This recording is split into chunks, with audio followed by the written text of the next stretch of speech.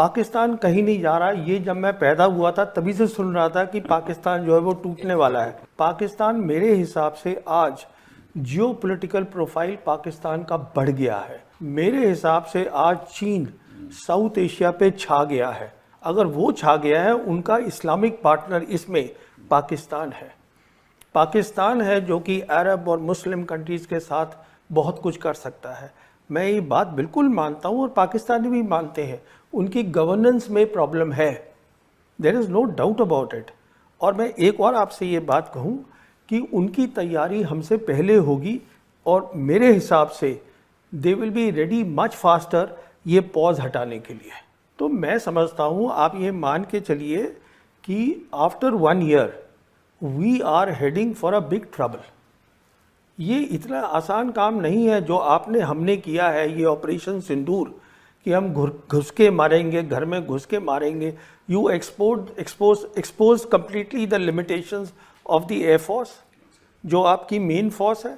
आपने 2019 में की, आपने अब करी, तो अब आपके पास कहाँ जाएंगे आप सामान लेने के लिए? वो जल्दी से तैयारी करेगा। वो पाकिस्तान कहीं नहीं जा रहा है। मेन बात बहुत सीधी सी है, we need peace, peace for development, peace for deterrence building, peace for war fighting capability. आज पाकिस्तान का प्राइम मिनिस्टर 2 बार बोल चुका है कि आप सीज फायर की बात करिए और हमसे 3 मसलों पे बात करिए, Kashmir, water and the third they are talking of is what is the third one, they are talking of 3 things कि उस पे हम बैठ के बात, trade they want to talk. China का अभी vice foreign minister Sun Weidong was here in Delhi, he met up with the foreign secretary Misri. They से कि आप डायरेक्ट फ्लाइट शुरू करिएगा। अच्छा, अभी देखिए, जो आपको ये शायद मालूम होगा, आपको तो मालूम ही होगा, Sergei Lavrov was suppose to come here, उसने अपना कैंसिल कर दिया है आना, क्योंकि हमारे प्राइम मिनिस्टर और foreign minister they are going to G7, वो वहाँ चले गए हैं। अब क्यों आ रहे थे Sergei Lavrov? We need Sergei Lavrov, we need Sergei Lavrov because not only हमें S-400 चाहिए, हमें S-500 चाहिए। पूछिए क्यों? वो इसलिए चाहिए क्योंकि चाइना हाइपरसोनिक मिसाइल्स देगा पाकिस्तान को, जिसको हम बोलते हैं DF-17 with the hypersonic glide vehicles, they will give it to them. उसका हमारे पास कोई हल नहीं है। वो आप देख लीजिए क्या हो रहा है ईरान और इजराइल के बीच में। What I am saying is कि ये ना एक टेंडेंसी है टू से कि हमारा जो एडवर्सरी है वो हमसे कमज़ोर है, उसको अंडर एस्टिमेट करना। वो कमज़ोर नहीं है बिल्कुल, और ना वो इम्प्लोड हो रहा है, कुछ नहीं हो रहा है। अगर खतरा है तो आपको खतरा है। We are a global south country, हमें पीस चाहिए। हमारे 80 करोड़ लोग जो हैं वो गरीब हैं, उनके पास चाइना से बात करिए, पाकिस्तान से, चाइना से क्यों नहीं बात करते हैं? क्या प्रॉब्लम है हमारी चाइना से? हमारी मेन प्रॉब्लम चाइना ये है जो अमेरिका की है कि we cannot digest, we cannot accept a successful China. हमारी मेन प्रॉब्लम चाइना से ये है, एक कामयाब मुल्क है जिसको हम एक्सेप्ट नहीं कर रहे हैं। देखिए, एक मिनट, मैं let me just finish this point. If you see the 36 dynasties of China, एक को छोड़ के all the dynasties they built and rebuilt the great wall of China. देखिए, कश्मीर की आप जो भी कह लीजिए कि ये हमारा हो गया, कश्मीर जो ओरिजिनल कश्मीर है उस पर आज चाइना भी बैठा हुआ है, पाकिस्तान भी बैठा हुआ है। ये भी हकीकत है कि UN में 1948 रेजोल्यूशन था, वो भी एक हकीकत है। उसका मायना ये है कि जो उनका डिफेंस मिनिस्टर है पाकिस्तान का, ख्वाजा आसिफ, उसने 4 दिन पहले बयान दिया है, ये सुनिएगा इस बात को। 4 दिन पहले उसने ये कहा है कि हम लाइन ऑफ कंट्रोल को अब सीज फायर लाइन बोलना चाहते हैं। इसका मैं इम्प्लीकेशन 1 मिनट आपको बताता हूँ। लाइन ऑफ कंट्रोल जब बनी थी शिमला एग्रीमेंट में, इसमें 2 चीज़ें थी। पहली थी दिस वाज बायलैटरल, दूसरी चीज़ इसमें क्या थी वो क्लियरली लिखी हुई है कि neither side will use force to change the line. इसका मतलब ये हुआ कि आप टैक्टिकली उसको हिला सकते थे, जो हम हिलाते रहे हैं। कभी हम उनकी एक पोस्ट ले लेते हैं, हमारी ले लेते हैं।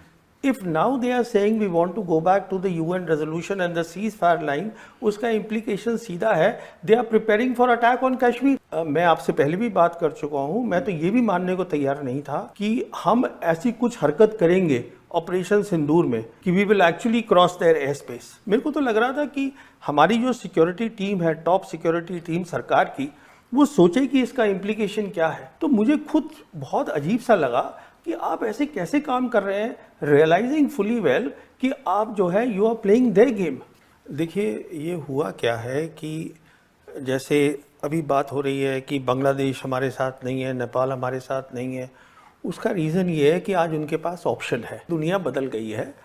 We are next to a great part today. Here is the interesting thing, the total trade of last year was $129 billion bilateral trade. Of that, 113 was their exports. 99 billion is the trade deficit, and we are dependent on them, and we said we don't want to normalize relations with them. ये है, हम normalize नहीं करेंगे। क्यों नहीं करेंगे आप? उसके दो कारण हैं बहुत सीधे से। नंबर वन ये है कि अगर आप नॉर्मलाइज करेंगे तो आपको कोऑपरेशन करनी पड़ेगी। Then because they have deep pockets and they have infrastructure building capabilities, then if you work together for the betterment of the small countries, then they automatically become the leader. Number one. Number two, जो Americans हैं उन्होंने हमें ये झांसा दे रखा है, and it is we are thinking it's a great thing that Indians should be the military bulwark in Indian ocean region, कि आप फिर से इंडियन ओशन रीजन में piggybacking on the Americans you can take on China. You cannot take on any country, you have to take on your own. So my point again is, I just want to come to the big point. The big picture is, please look for peace.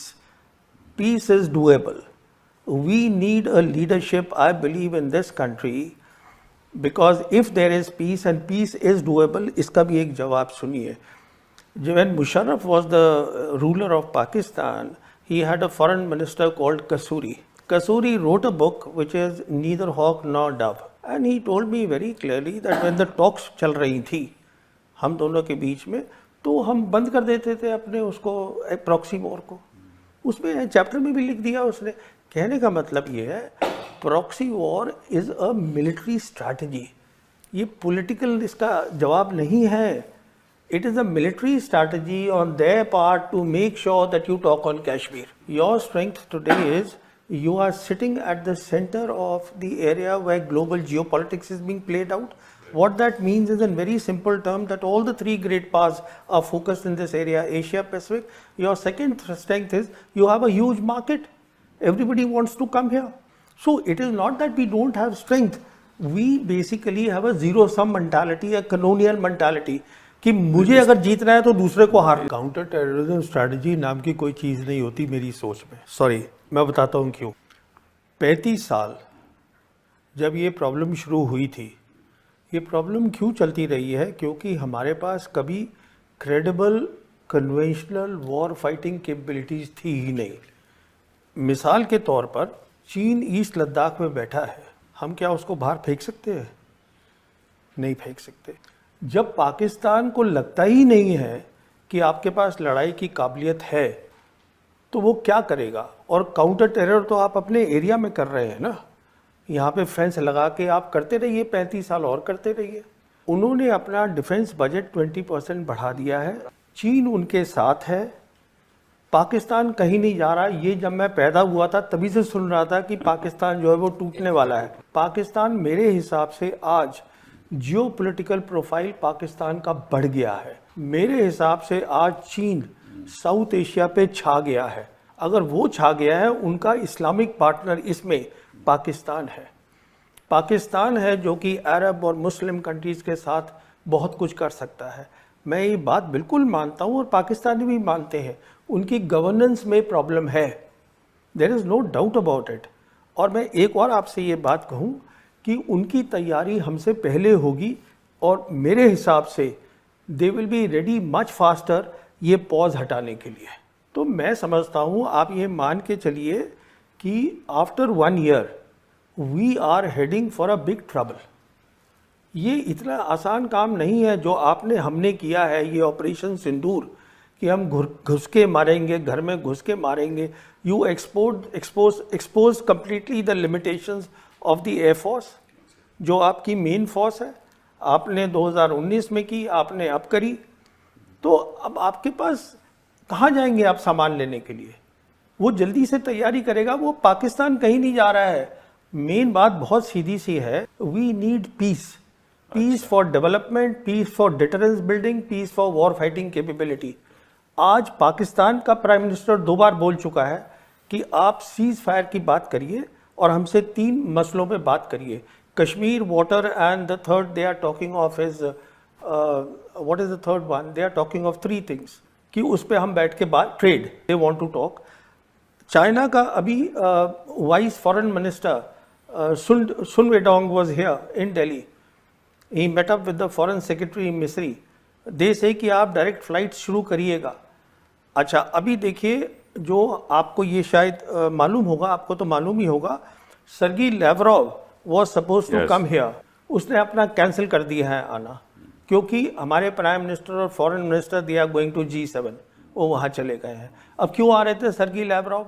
We need Sergei Lavrov, we need Sergei Lavrov because not only हमें S-400 चाहिए, हमें S-500 चाहिए। पूछिए क्यों?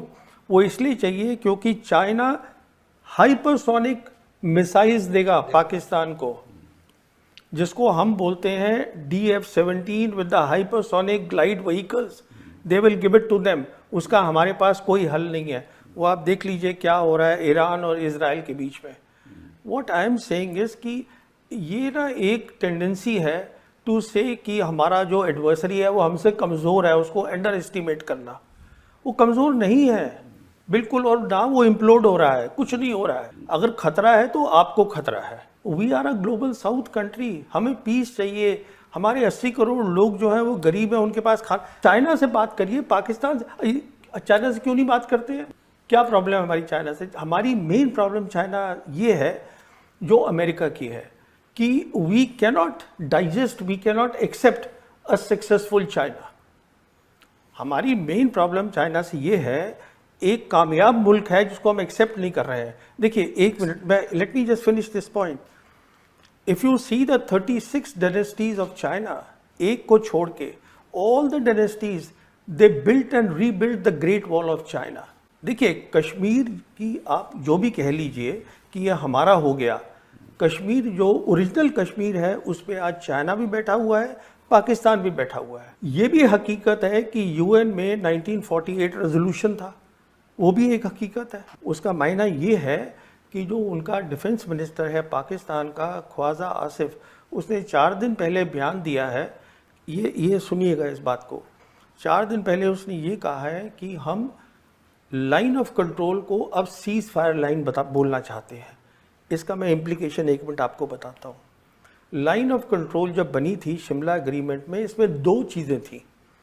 पहली थी this was bilateral, दूसरी चीज़ इसमें क्या थी वो क्लियरली लिखी हुई है कि neither side will use force to change the line.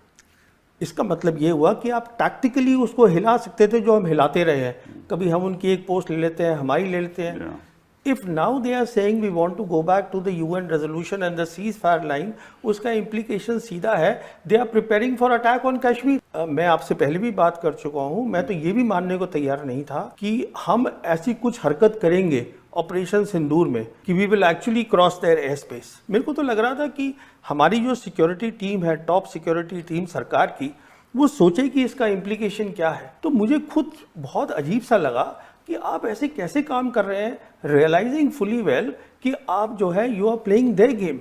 देखिए, ये हुआ क्या है कि जैसे अभी बात हो रही है कि बांग्लादेश हमारे साथ नहीं है, नेपाल हमारे साथ नहीं है। उसका रीज़न ये है कि आज उनके पास ऑप्शन है, दुनिया बदल गई है। We are next to a great part today. Here is the interesting thing, the total trade of last year was $129 billion, bilateral trade of that 113 was their exports. 99 billion is the trade deficit, and we are dependent on them, and we said we don't want to normalize relations with them. ये है, हम normalize नहीं करेंगे। क्यों नहीं करेंगे आप? उसके 2 कारण हैं बहुत सीधे से। नंबर 1 ये है कि अगर आप normalize करेंगे तो आपको cooperation करनी पड़ेगी।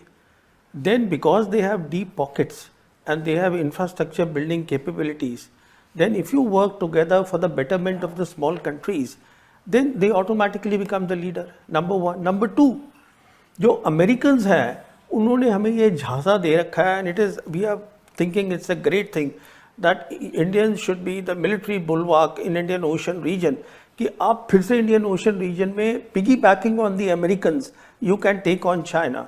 You cannot take on any country, you have to take on your own. So my point again is, I just want to come to the big point. The big picture is, please look for peace. Peace is doable. We need a leadership, I believe, in this country, because if there is peace and peace is doable, इसका भी एक जवाब सुनिए. When Musharraf was the ruler of Pakistan, he had a foreign minister called Kasuri. Kasuri wrote a book which is Neither Hawk Nor Dove. And he told me very clearly that when the talks चल रही थी हम दोनों के बीच में, तो हम बंद कर देते थे अपने उसको प्रॉक्सी वॉर को. उसमें चैप्टर में भी लिख दिया उसने. कहने का मतलब ये है, proxy war is a military strategy. ये पॉलिटिकल इसका जवाब नहीं है. It is a military strategy on their part to make sure that you talk on Kashmir. Your strength today is you are sitting at the center of the area where global geopolitics is being played out. What that means is, in very simple terms, that all the three great powers are focused in this area, Asia Pacific. Your second strength is you have a huge market. Everybody wants to come here. So it is not that we don't have strength. We basically have a zero-sum mentality, a colonial mentality. कि मुझे अगर जीतना है तो दूसरे को हार. Counter terrorism strategy नाम की कोई चीज़ नहीं होती मेरी सोच में. सॉरी, मैं बताता हूँ क्यों. 35 साल जब ये प्रॉब्लम शुरू हुई थी, ये प्रॉब्लम क्यों चलती रही है? क्योंकि हमारे पास कभी credible conventional war fighting capabilities थी ही नहीं. मिसाल के तौर पर चीन ईस्ट लद्दाख में बैठा है, हम क्या उसको बाहर फेंक सकते हैं? नहीं फेंक सकते. जब पाकिस्तान को लगता ही नहीं है कि आपके पास लड़ाई की काबिलियत है, तो वो क्या करेगा? और काउंटर टेरर तो आप अपने एरिया में कर रहे हैं ना, यहाँ पे फेंस लगा के आप करते रहिए, 35 साल और करते रहिए. उन्होंने अपना डिफेंस बजट 20% बढ़ा दिया है. चीन उनके साथ है.